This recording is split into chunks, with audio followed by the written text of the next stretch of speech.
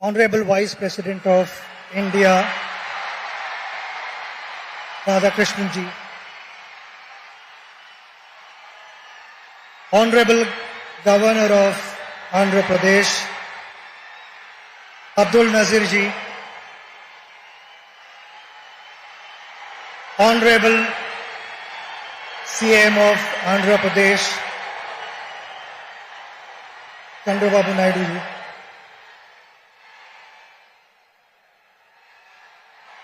Venkaiah Naidu ji is also here. Dignitaries on the dais, ladies and gentlemen, all my friends, brothers and sisters, Namaskar. It's a special day and I'm so happy to be here to be sharing these moments with you. My father came from a very, very humble background, had a challenging life because the pockets were not deep. We stayed in 2 rooms in a chawl, which was a kitchen cum bedroom and a living room cum bedroom. And why I'm saying this is because my father was extremely passionate about academics. He became a professor. He also was a poet. And he continued to chase his dream. He did not have the best of facilities, but he made the best of what he had. So in those 2 rooms, he found a corner and stood first in BA and MA and won a gold medal.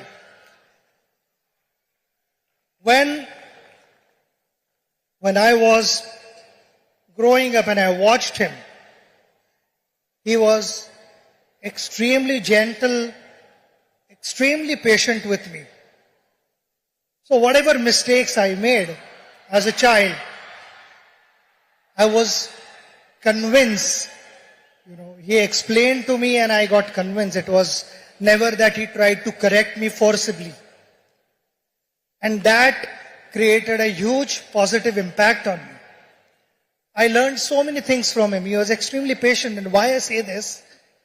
Because when I started playing for India, I bought my own car. I used to love to listen to good music. And most of the times it used to be loud music in the car while I was driving. And my father would be seated next to me, reading his book. Never once did he tell me, reduce the volume, I want to read the book. He was focused and the outside noise did not matter to him. And that's something that I learned from him.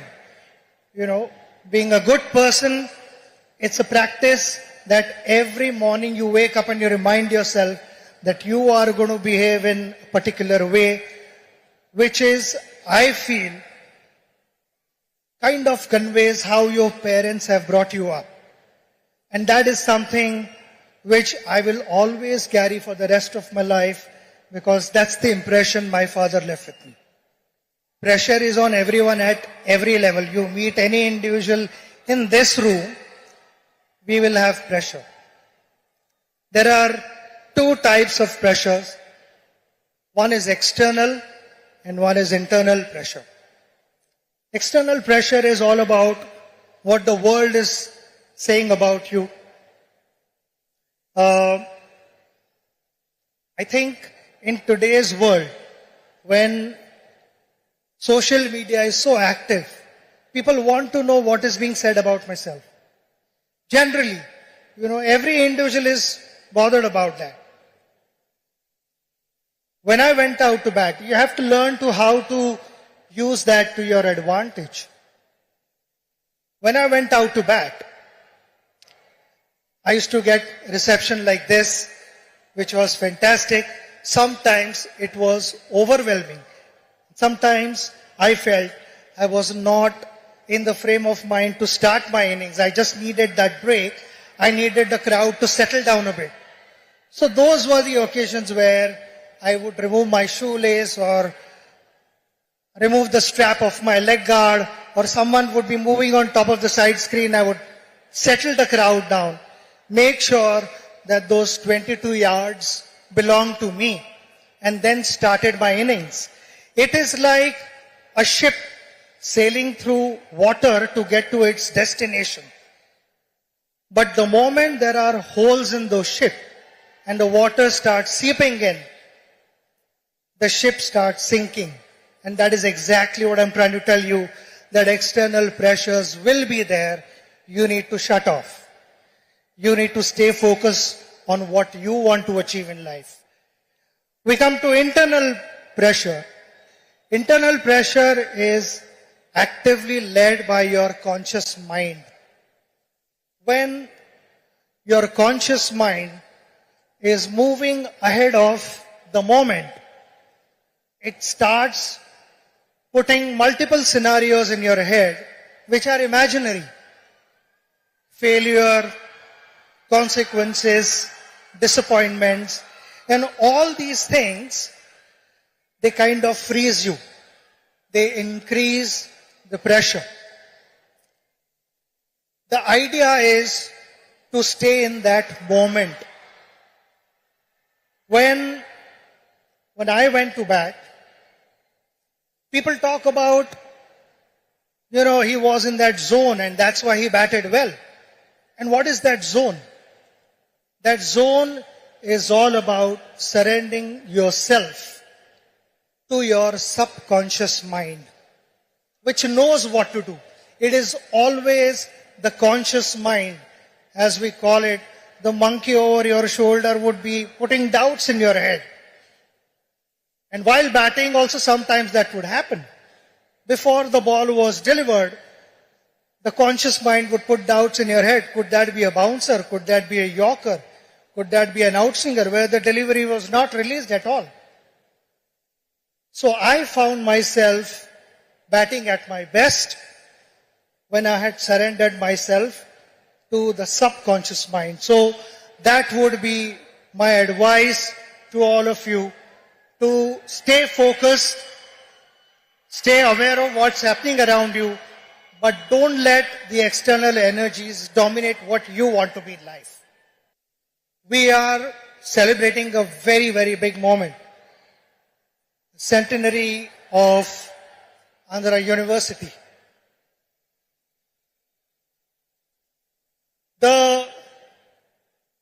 The magical figure that we talk about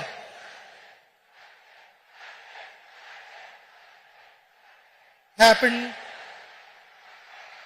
with the contribution of many. The teachers who taught for decades. And there are many illustrious people who have been able to shape our country, who have to give a new meaning to the youth of India, who have guided them. And all these things would never have happened without the guidance of all those teachers who imparted knowledge with a lot of humility and integrity. But those were the last 100 years. With impeccable reputation of the university, the responsibility lies on the next generation and generations to follow. How do you, with such impeccable reputation, please understand that the expectations are going to be high. And if the expectations are high, the responsibility automatically increases. I want to take this opportunity to wish you the very best of luck, because I know my father, being a professor, how committed he was and what gave him the most satisfaction when he got to hear good things about his students I personally felt that was his greatest return gift. And so would be the teachers of this university. At the pace that the world is moving, there will be a lot of innovations. Plenty of things would be expected of you in different spheres of life. My simple message to you, which I followed throughout my journey, was we all want to be successful. Success never happens overnight. It takes time. We have to be patient and follow the right path. While doing so, while chasing your dream, don't cut corners and find shortcuts and compromise values. That is going to be extremely important for our country to move forward and for you to set examples for the next generation. I again want to thank you for having me here and giving me this opportunity to spend this wonderful moment, which I will cherish in my life. And the love and the affection that you have showered upon me will always stay in my heart. It is priceless for me. So thank you very much. Namaskaram and God bless you all.